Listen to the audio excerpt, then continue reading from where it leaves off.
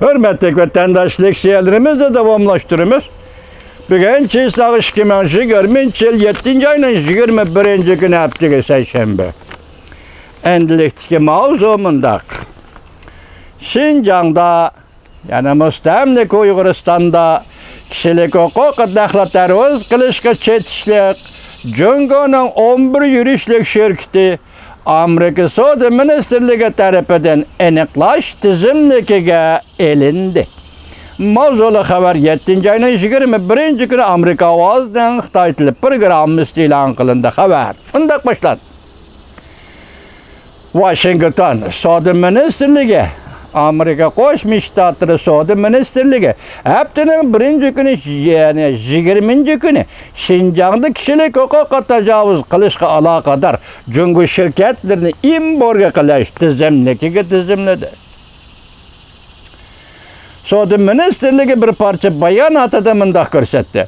Bu yurishlik 11 yurishlik shirkat Junho Xalq Jamhuriyatining Şinjan Uyg'ur avtonom rayonida Uyg'urlarni bostirish harakatlarini zo'r ko'lamda jazo lageriga nazarband qilish, majburiy emgakka solish, biologiyalik farqlantirish, erisiyat turlarini tahlil qilishni majburiy yo'lga qo'yish qatorliq bostirish harakatlariga qatnashganligi uchun aniqlash tizimligiga kirgizildi. Bu harakat şirketlerin Amerika'da işlengen asli mahsulotlarga erishishini, jumladan qimmatbaho mahsulotlar va texnikaga erishishni cheklamaga uchirtdi. Beijing ayblashga uchraydigan majburiy emgakka solish va gen qurilmasini yig'ib to'plash yoki tahlil qilish va o'zining fuqarolarini bostirishda aktiv tashabbus qildi. Savdo Ministerligining fikri. Savdo Ministri Yo'lbor Rozmundaq dedi, bizden bu hareket emas. Bizden mahsulotlarimiz ve texniklerimizden Jungo Kompartiyasi tarafidan özünü müdafaa qilish iqtidori yo'q Uyg'urlarga sharmandalarcha hujum qilib ishlatishdan saqlanishni kafolatga qildi. Bu yerda baby Xitoy tilidagi babyni ishlatib ekan, Xitoy tilidagi babyning Uyg'urcha tarjimasi sharmandalik qildi. Nima deydi Yo'lbor Roz? Bunun bizden bu hareketimiz deydi. Wilbur Ross mundaq dedi, Savdo Ministeri Amerika Qo'shma Shtatlarining mundaq dedi, bizden bu hareketimiz, bizden mahsulotlarimizni va texnikalarimizni Jungo Kompartiyasi tarafidan o'zini mudofaa qilish iqtidori yo'q Uyg'urlarga sharmandalarcha hujum qilib ishlatishdan saqlanishni kafolatga qildi. Aniqlash tizimligiga kirgizilgan 11 yurishlik Jungo shirkatlari tuvandikicha. Sanji Yida to'qimachilik cheklik shirkati. Xefi Bowlungda uchur texnika cheklik shirkati. Xefi Meydong hassadarlik cheklik shirkati. Xotan Howlan Fashi cheklik shirkati. Chinchuan havoli mablag' shirkati. Nanjing Shinyi paxta to'qimachilik, gulbesish bo'yosh hassadarlik shirkati. Nanchang Ofi Guangpan texnika cheklik shirkati. Tayvan Pan texnikasi.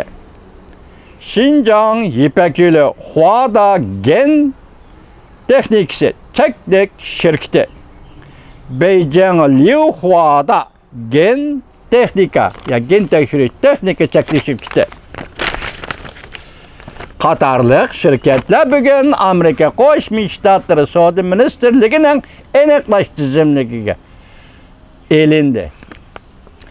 Bu 3-chi turkunda Şinjan'da Uyg'urlarni bostirish bilan Amerika'da amaliy aniqlashga tegishli shirkatlar qatoriga tizimlangan Jungo shirkatlaridir. Yuqorqilar shu shirkatlardir.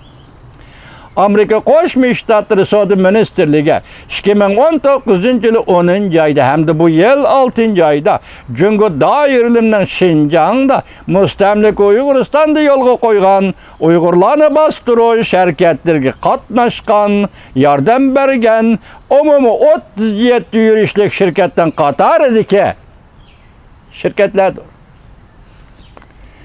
Şirketlerini aniqlash Amerikaning eksport va importni boshqarishning bir xil vositasi. Va Savdo Ministerligining sanoat ishlab chiqarish bexatarligini embargo qilishning muhim quroli.